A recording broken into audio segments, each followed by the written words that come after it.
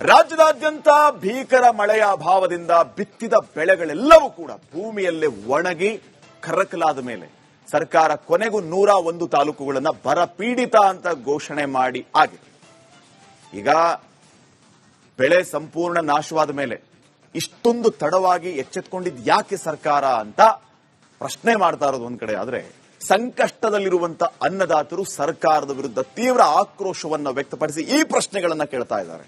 ಅಷ್ಟೇ ಅಲ್ಲದೆ ಭೀಕರ ಬರ ಪರಿಸ್ಥಿತಿ ಇದ್ರೂ ಕೂಡ ಹಲವು ಜಿಲ್ಲೆಗಳ ಪ್ರಮುಖ ತಾಲೂಕುಗಳನ್ನ ಈ ಪಟ್ಟಿಯಿಂದ ಹೊರಗಿಟ್ಟು ತಾರತಮ್ಯ ಎಸಗಲಾಗಿದೆ ಅಂತ ರೈತ ಸಂಘಟನೆಗಳು ಕಟುವಾಗಿ ವಾಗ್ದಾಳಿಯನ್ನು ನಡೆಸಿದ್ದಾರೆ. ಬಿಟ್ಟು ಹೋದ ತಾಲೂಕುಗಳನ್ನು ತಕ್ಷಣವೇ ಬರ ಪಟ್ಟಿಗೆ ಸೇರಿಸಿ ಬೆಳೆ ನಷ್ಟ ಪರಿಹಾರವನ್ನು ಶೀಘ್ರವಾಗಿ ರೈತರ ಖಾತೆಗೆ ಜಮೆ ಮಾಡಬೇಕು ಅಂತ ಒತ್ತಾಯಿಸ್ತಾ ಇದೆ. ನಮ್ಮ ಎಕ್ಕರ್ ಕನ್ನದಂತಂದ್ರೆ 50,000 ರೂಪಾಯಿ ಹಾಕ್ರಿ ಅಂತ ನಮ್ ಬೇಡಿಕೆ ಅದ. ಅದು ಓಟ್ ಹಾಕೇಬೇಕು. ಇಲ್ದ್ರ ಅವ್ರು ಬರಗಾಲ ಘೋಷಣೆ ಮಾಡಿದೆವು, ಅವ್ರು ರೈತರು ಹಂಗೆ ಇರ್ತಾರ, ಹಂಗೆ ಒಳತಾರ, ಹಿಂಗೆ ಇದು ಮಾಡ್ತಾರ ಅಂದ್ರೆ ನಾವು ಮುಂದೆ ಬರೋ ಹೊತ್ತಿಗೆ ಬರೋ ದಿನ ಬಲ್ಲಿ ನಾವು ಬರಗಾಲ ಡಿಕ್ಲೇರ್ ಮಾಡಿದ್ಮ್ಯಾಗ ಸುಮ್ಮನೆ ಕೂಡಲೇವು ಏನಾರ ನೀಡಬೇಕಾಗಿತ್ತು. ಇನ್ಸೂರೆನ್ಸ್ ಕಟ್ಟಿದ ಅದನ್ನು ಕ್ಲೇಮ್ ಆಗಲ್ಲ. ಅದು ಸರ್ವೆ ಮಾಡಿದ್ರು ಸರ್ವೆ ಮಾಡಿದ್ರೆ 2,000 ಬಂತು, 3,000 ಬಂತು. ಅಷ್ಟು ನಾವ್ ಯಾರಿಗೆ ಕೇಳ್ಬೇಕು?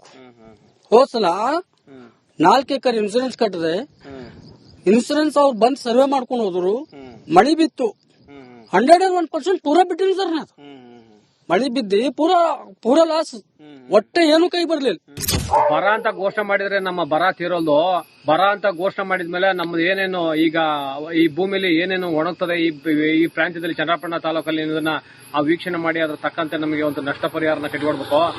ನಮ್ದು ಒಂದು 5 ಎಕರೆ ಜಮೀನ್ ಐತೆ. 5 ಎಕರೆ ಜಮೀನಲ್ಲಿ 1 ಎಕರೆ ರಾಗಿ ಬಿತ್ತನೆ ಮಾಡ್ತೇನೆ, 1 ಎಕರೆ ಜೋಳ ಬಿತ್ತನೆ ಮಾಡ್ತೇನೆ, ಇನ್ನೊಂದು 3 ಎಕರೆ ವರ್ಷ ನಾನು ತೆಂಗು ಅಡಿಕೆನ ನಿವಾರಣೆ ಮಾಡ್ತಾ ಇದ್ದೇನೆ.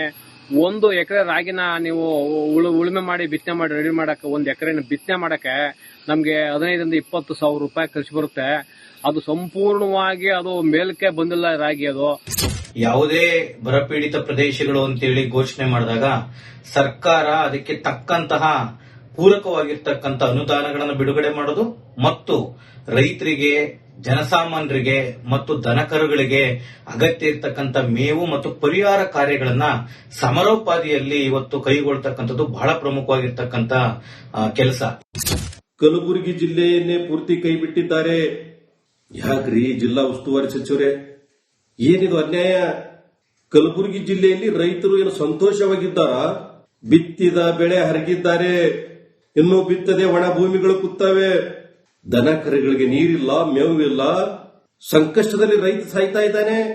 ಬರ ನಿರ್ವಹಣೆಗೆ ಕನಿಷ್ಠ 100 ಕೋಟಿ ಆದರೂ ಅನುದಾನವನ್ನು ಬಿಡುಗಡೆ ಮಾಡುವ ಜೊತೆಗೆ ಬರ ನಿರ್ವಹಣೆಯನ್ನು ಸಮರ್ಪಕವಾಗಿ ನಿಭಾಯಿಸಲು ಒಂದು ವಿಶೇಷವಾದ ತಂಡವನ್ನು ರಚನೆ ಮಾಡಬೇಕು.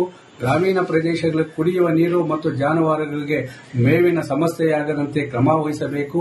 ಕೊಳವೆ ಬಾವಿಗಳು ಬತ್ತಿ ಹಾಕಿದ ಬಂಡವಾಳ ಕೈಗೆ ಸಿಗದೆ ಬೆಳೆಗಳು ಒಣಗಿ ಇವತ್ತು ಖಾಸಗಿ ಸಾಲಕ್ಕೆ ಸಿಲುಕುತ್ತಿರುವಂತಹ ರೈತರ ಸಂಕಷ್ಟಕ್ಕೆ ತೀರಿಸಲು ಕನಿಷ್ಠ 1 ಎಕರೆ ವಾಣಿಜ್ಯ ಬೆಳೆಗೆ 50,000 ಆದರೂ ಪರಿಹಾರ ನೀಡಲೇಬೇಕು. ಶಿವರಾಜ್ ತಂಗಡಿಗೆ ಸಾಹೇಬರು ಕೂಡ ಒಂದು ರೈತರನ್ನು ಒಳಗೊಂಡು ಸರ್ಕಾರ ಅಲ್ಲಿ ಇವತ್ತು ಸರ್ವೆಯನ್ನು ಮಾಡಿ ಒಂದು ವರದಿಯನ್ನು ಸರ್ಕಾರಕ್ಕೆ ಸಲ್ಲಿಸಿತ್ತು. ಆ ಒಂದು ವರದಿಯ ಪ್ರಕಾರ ನಮ್ಮ ಯಲಬುರ್ಗಾ ತಾಲೂಕು ಕೂಡ ಬರಪೀಡಿತ ಪಟ್ಟಿಯಲ್ಲಿ ಅದು ಬರಬೇಕಿತ್ತು. ಅದು ಯಾವ ಕಾರಣದಿಂದ ಬರ ತಾಲೂಕು ಅಂತ ಘೋಷಣೆ ಮಾಡಿಲ್ಲೋ ಗೊತ್ತಿಲ್ಲ. ಅಲ್ಲಿ ರೈತರು ಪ್ರತಿಭಟನೆ ಮಾಡುವ ಮುನ್ನವೇ ಸರ್ಕಾರ ಎಚ್ಚೆತ್ತುಕೊಂಡು ನಮ್ಮ ತಾಲೂಕನ್ನು ಬರಪೀಡಿತ ತಾಲೂಕು ಅಂತ ಘೋಷಣೆ ಮಾಡಬೇಕಂತ ಹೇಳಿ ಸರ್ಕಾರಕ್ಕೆ ನಾವು ಒತ್ತಾಯ ಮಾಡ್ತಾ ಇದ್ದೇವೆ.